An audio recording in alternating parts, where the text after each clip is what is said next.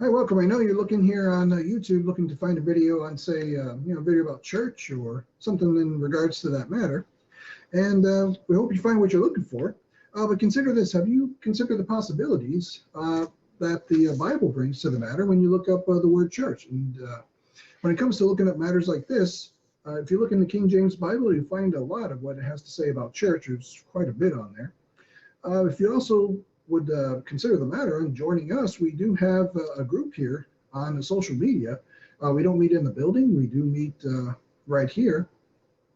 And we do meet each week. And it may be tough for some to meet based on their work schedule, based on other matters. And we hope you'd like to join us here.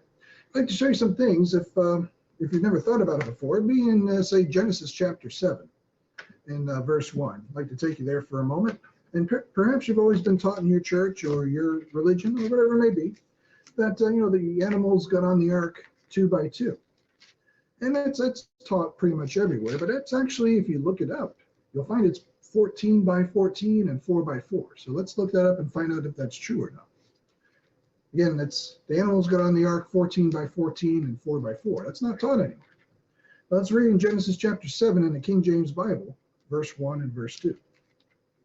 It says here, "And the Lord said unto Noah, Come thou and all thy house into the ark, for thee have I seen righteous before me in this generation. Of every clean beast thou shalt take to thee by sevens. By sevens, the male and his female." So you got 7 males, 7 females, 14.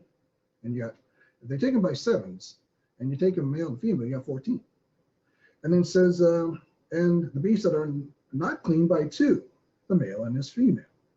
And so as we see that there, they take them in by sevens, male and female, you got 14, and the beasts that are not clean by 2, male and female. So 14 by 14, 4 and 4. That's not taught anywhere. Now, if that's not taught about Genesis chapter 7, imagine what's going on with the concept of sin, salvation, death, hell, the grave, the Lord, the Bible, everything else. We'll be looking to teach this every week in our studies that we have. Now imagine if you go to 1 Corinthians 15, verse 3 and 4. I'd like to leave you with this and invite you to join our study. 1 Corinthians 15, verse 3 and 4 is the gospel for today. Sometimes you're taught, or you hear a lot about this, that it's John 3:16, it's Romans 10, 9 and 10, it's Acts 2:38. You hear all sorts of different verses kind of going from everywhere. But in 1 Corinthians 15, 3 and 4, it goes on to read, "For I delivered unto you first of all that which I also received, that Christ died for our sins according to the Scriptures, and that he was buried, and that he rose again the 3rd day according to the Scriptures." So we're seeing here that the gospel, the good news, is that Christ died for our sins according to the Scriptures, and that he was buried, and that he rose again the 3rd day. That's the fully sufficient payment for our sins, a blood sacrifice on our behalf. And he's fully sufficient. He's died for our sins, both past, present, and future. We see that there, and so that's even more good news to go deeper into.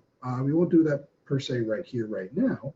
But there's a lot more to go into than that. So comment below in the comment section if you'd like to join us.